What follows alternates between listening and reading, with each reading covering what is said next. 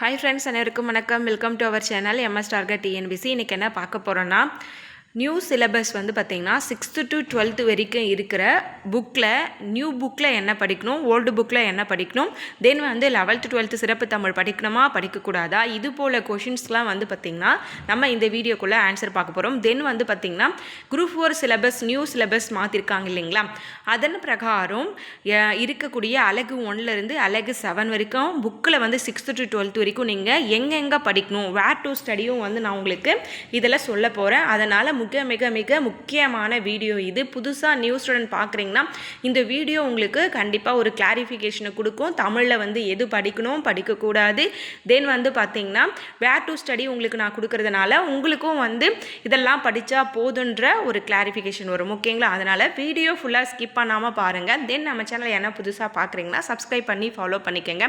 Telegram சேனலோட link டிஸ்கிரிப்ஷன்லேயும் first கமெண்ட்லேயும் இருக்கும். New syllabus change பண்ணதுக்கான ஒரு சில மெட்டீரியல், தென் வந்து டெஸ்ட்லாம் எப்போ நம்ம சேனலில் வரும், தென் வந்து ஜிஎஸ் மேக்ஸ் இது போல் மெட்டீரியல்லாம் வந்து நம்ம சேனலில் இருக்கும். வேணுன்றவங்க அதை யூட்டிலைஸ் பண்ணிக்கோங்க. டெலகிராம் சேனலோட லிங்க்கு டிஸ்கிரிப்ஷன்லேயும் ஃபஸ்ட் கமெண்ட்லேயும் இருக்கும். வாங்க வீடியோக்குள்ளே போகலாம். இதில் வந்து பாருங்கள், 6th to 12th வரைக்கும் இருக்கிற புக்கில் நம்ம ஆல்ரெடி வந்து பார்த்திங்கன்னா அட்டை டு அட்டை படிச்சிருப்போம். இப்போ நாம் அது போல் படிக்கணுமா அப்படின்னு அட்டை டு அட்டை படிச்சிருப்போம். ஆனால் அதுபோல் இப்போ நமக்கு படிக்க வேண்டிய அவசியம் கிடையாது. 6th to 12th new book, 6th to 12th old, then வந்து பார்த்திங்கன்னா 11th 12th சிறப்பு தமிழ் நியூ. இது எல்லாமே வந்து பார்த்திங்கன்னா சிலபஸில் என்ன கவர் ஆகுதோ அதை மட்டும் நம்ம பார்த்தா போதும்.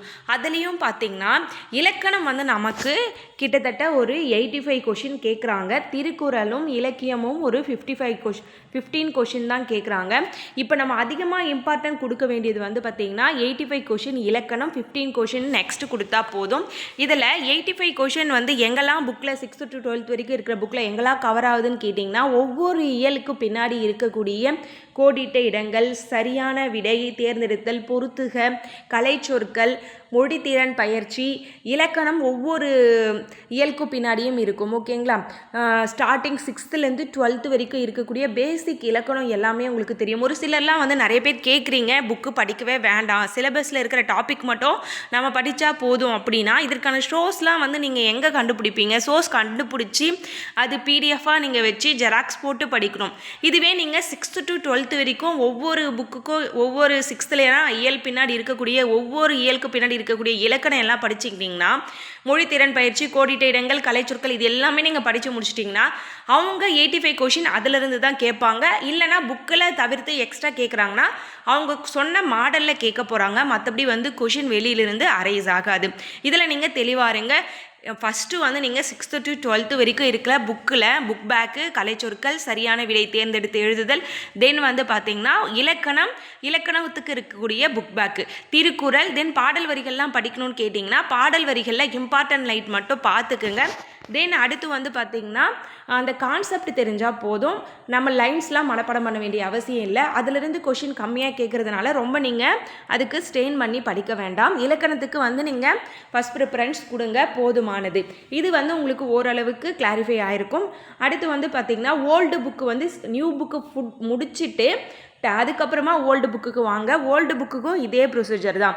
இலக்கணம் நீங்கள் நியூ புக்கில் ஃபினிஷ் பண்ணிட்டீங்கன்னா அதில் வந்து இலக்கணம் உங்களுக்கு ஈஸியாக இருக்கும். ஜஸ்ட் வந்து ஒரு கிளான்ஸ் பார்த்தா போதும். புக் பேக்கு, கோடிட்ட இடம், கலைச்சொற்கள் இருந்தால் அதை மட்டும் பார்த்துக்கோங்க. இதுவே வந்து ஓல்டு புக்கில் பார்த்தீங்கன்னா 6th to 10th வரைக்கும் வந்து 6th to 10th வந்து நல்லா படிச்சுக்கோங்க. 11th 12th வந்து ஓரலாக பார்த்துக்குங்க. அதுபோல் சிறப்பு தமிழ் வந்து சிலபஸில் கவர் ஆகக்கூடிய டாபிக்ஸ் மட்டும் பார்த்தா போதும். ஓகேங்களா? அது திருக்குறளாக இருக்கட்டும். திருக்குறள் பொறுத்த வரைக்கும் அவங்க கொடுத்துருக்கிற 20 அதிகாரம் மட்டும் பாருங்கள். எக்ஸ்ட்ரா பார்த்து டைம் வேஸ்ட் பண்ணாதீங்க. அவங்க என்ன கொடுத்துருக்காங்களோ அதிலிருந்து மட்டும்தான் கொஷின் அரைஸ் ஆகும். ஓகேங்களா? இது உங்களுக்கு ஓரளவுக்கு புரிஞ்சிருக்கும்னு நினைக்கிறேன். எதனா புரியலைன்னா கமெண்ட் பண்ணுங்கள். நெக்ஸ்ட் வீடியோவில் உங்களுக்கு கிளாரிஃபை பண்ணுறேன். இப்போது டிஎன்பிசியில் 2025 இப்போது நியூவாக வரப்போகிற எக்ஸாமுக்கு சிலபஸ் கொடுத்துருக்காங்க. அந்த சிலபஸ்க்கு வந்து பார்த்திங்கன்னா புக்கில் எங்கெல்லாம் படிக்கணும்னு நான் சொல்லிடுறேன். ஓகேங்களா? பிரித்தெழுதல் வந்து பார்த்திங்கன்னா 6th to 12th வரைக்கும் இருக்கக்கூடிய புக்கில் இருக்கக்கூடிய எல்லாமே நீங்கள் பார்த்துக்கணும். அதுபோல் சேர்த்து எழுதுறதுக்கும் அதுதான். சந்திப்பிழை வந்து பார்த்திங்கன்னா 8th ஸ்டாண்டர்டில் இயல் 7ல் இருக்குது, 9th ஸ்டாண்டர்டில் இயல் 3, 4ல் இருக்குது. அதுக்கப்புறம் இதெல்லாம் வந்து பார்த்திங்கன்னா லகர ழகர வேறுபாடு, இது வந்து மயங்கொலிகள்னு சொல்லுவாங்க. இது 6th ஸ்டாண்டர்டில் 2nd டேர்மில் இருக்குது. இயல் 1, 2, 3ல் வந்து இது கவர் ஆகும், அது செக் பண்ணிக்கோங்க.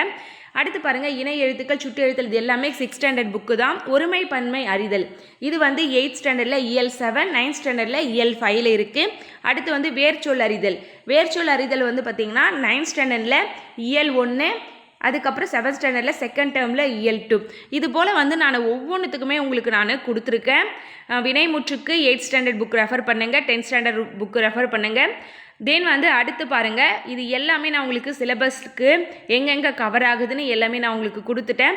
இதோட வேர் டு ஸ்டடி வந்து நான் உங்களுக்கு ஃபுல்லாக முடித்த பிறகு பிடிஎஃப் உங்களுக்கு நான் அப்டேட் பண்ணுவேன். அதனால் வீடியோ ஃபுல்லாக ஸ்கிப் பண்ணாமல் பாருங்கள். நான் உங்களுக்கு டெலகிராம் சேனலில் உங்களுக்கு இந்த பிடிஎஃப் அப்டேட் பண்ணுறேன். அங்கே போய்ட்டு இந்த பிடிஎஃபை டவுன்லோட் பண்ணி வச்சு நீங்கள் படிக்கலாம். ஓகேங்களா? இலக்கியமுக்கும் வந்து எங்கெங்கே கவர் ஆகுது. இலக்கியமில் வந்து பார்த்திங்கன்னா நமக்கு பாவலரேறு, பெருஞ்சித்திரனார், ஜி.போ. வீரமாமுனிவர், அதுக்கு முன்னாடி நிறைய அறிஞர்கள் படிப்போம். இப்போ வந்து கொஞ்சமாக தான் கொடுத்துருக்காங்க. அதுவும் உங்களுக்கு கிளியராக வந்து எங்கெங்கே கவர் ஆகுதுன்னு சொல்லிட்டேன். இந்த வேர் டு ஸ்டடி வச்சுக்கிட்டு நீங்கள் படித்தா போதும். ஓகேங்களா? இந்த வேர் டு ஸ்டடி வந்து பார்த்திங்கன்னா 6th to 12th வரைக்கும் இருக்கிற நியூ புக்கில் நான் உங்களுக்கு கொடுத்துருக்கேன். இதையும் மீறி உங்களுக்கு வந்து நீங்கள் ஓல்டு புக்கில் நான் சொன்ன ஃபார்மெட்டில் நீங்கள் படித்தா போதும். ஓகேங்களா? அடுத்து வந்து ஜிஎஸ், மேக்ஸு, சயின்ஸு எல்லாருக்குமே வந்து நான் உங்களுக்கு அடுத்தடுத்து வேர் டு ஸ்டடி கொடுப்பேன். எப்படி நீங்கள் படிக்கணுன்றதும் நான் உங்களுக்கு சொல்லிட்டேன். ஓகேங்களா? 6th புக் எடுக்கிறீங்களா? இப்போ 6th புக்கு இயல் 1 எடுக்கிறீங்கன்னா இயல் 1ல் செய்யுள் கொடுத்துருப்பாங்க, உரைநடை கொடுத்துருப்பாங்க, தென் வந்து பார்த்திங்கன்னா இலக்கணம் கொடுத்துருப்பாங்க. இப்போ செய்யுள் வந்து பாடல் வரி ஓரளவுக்கு பார்த்துட்டு அதில் கோடிட்ட இடம், சரியான விடை, பொறுத்துக ஃபினிஷ் பண்ணிவிட்டு கலைச்சொற்கள் பார்த்துடணும். அதுபோல் வந்து நெக்ஸ்ட் இலக்கணம் போனீங்கன்னா அந்த டாபிக் ஃபுல்லாக போட்டுக்கணும். உரைநடையில் வந்து பார்த்திங்கன்னா மேக்ஸிமம் என்ன கொஷின் கேட்குறாங்கன்னா அந்த பத்தி கொடுத்துட்டு 5 கொஷின் கேட்பாங்க. பார்த்தீங்களா? 10லிருந்து 5 வினாக்கள் வந்து நம்மளை செலக்ட் பண்ண சொல்லுவாங்க. உரைநடையிலிருந்து அந்த கொஷின் தான் வரும். அதனால் உரைநடை வந்து பார்த்திங்கன்னா டைம் இருந்தால் ஒன்ஸ் நீங்கள் படிச்சுக்கோங்க, இல்லைனா வேண்டாம். அவங்களே 10 கொடுத்துட்டு போகிறாங்க. அந்த 10லேருந்து நமக்கு உடனடியாக நம்ம ஆன்சர் ஃபைண்ட் பண்ணிடலாம். இதற்காக நம்ம உரைநடை உட்காந்து படிக்கணுன்றது இல்லை.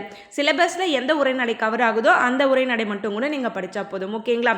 இதையும் மீறி உங்களுக்கு தமிழ் சிலபஸ், நியூ சிலபஸ் படிக்கிறதுக்கு நியூ ஸ்டூடெண்ட்ஸ், பிகினர்ஸ்க்கு எதனா டவுட் இருந்தால் கமெண்ட் பண்ணுங்கள். நெக்ஸ்ட் வீடியோவில் நான் உங்களுக்கு ஃபுல்லி எக்ஸ்பிளைன் பண்ணுறேன். ஓகேங்களா?